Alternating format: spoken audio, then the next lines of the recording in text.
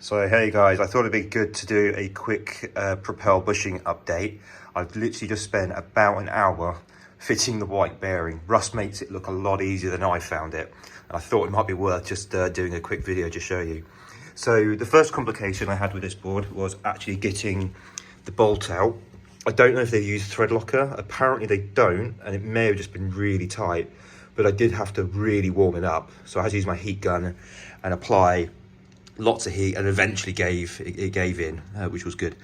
Now, the next problem I encountered is the white bushing seems to be slightly taller than the original stock blacks I had on this board. This means when I came to actually fit the bushing, getting the truck to seat down enough that I can get the bolt through was nigh on impossible. So a couple of things that I did, I attempted. So as I said, let me just swing you around. I'll show you a view here. So this is when I had put the actual bushing in. So where the bolt comes through, I basically applied a bit of bearing oil on there, just give it that little bit of lubrication just to push it through to the rear, where, as you can see, I've struggled and I've really had a bit of a job getting that through itself. So swing back to the board. What else did I do? So one of the things I did attempt is using the bolt at the rear, which basically screws into the primary bolt. I did attempt to use that to align the bolt through. So basically I did a partial, did my best to get the bolt through and then screwed it in a little bit.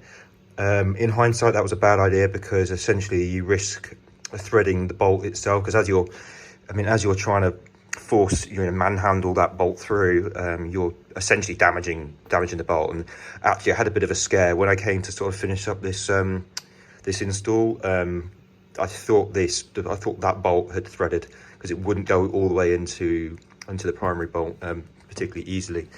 Well, to basically get this through, it was just sheer time and brute force. So what I ended up doing is put my full body weight on the rear of this truck, so about here, and I just spread my weight across it a little bit, which was, by the way, a lot more tougher than it sounds. It's like Kama suits for skateboards. That eventually worked. It did eventually, but it was just, what I would recommend is, if you're doing this, go and get a mate to help you out. Go get your biggest, fattest mate to come over and sand on the bloody board for you. It'll be so much easier. Doing it on your own is a pain in the ass.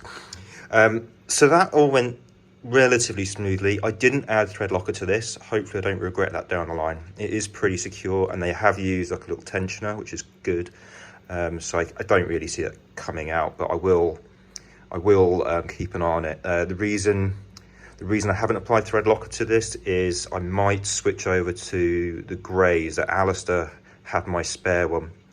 Now, as for the white bushings themselves, so I sold my spares to two Eastgate guys.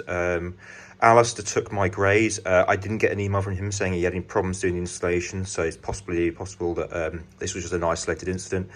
The spare white one went up to a lad up in Scotland. I forget his name now. Sorry, mate.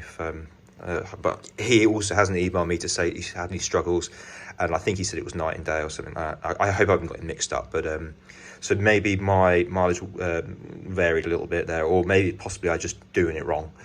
So if you know of a better way of doing this, bloody well let me know, because I watched Russ's video quite thoroughly and several times to check that I wasn't making a mistake. All I can assume is in that video, because he changes it out quite a lot, being a mechanic himself. He didn't have the sort of initial pain. This is obviously the first time I've changed these bushings out. What I would probably do next time is when I come to replace these bushings again, I will do a comparison with the stock bearing to see if there was actually a size difference. I got the impression it was about 0.5 mil taller than the blacks that came with the board. One idea that did sort of cross my mind is, should I sand it back a little bit? It was an idea. Well, I think with stocks being somewhat limited at the moment, I didn't want to risk damaging the bushing. And obviously, if you damage the bushing and it breaks on you when you're out and about, you're going to end up riding on a bloody, it's going to be all over the place, isn't it? Potentially quite dangerous as well. So that's done. I am absolutely sweating through. So when you come to do this, get yourself a nice pint of water because you're going to need it. I know I drank about two pints of bloody water now.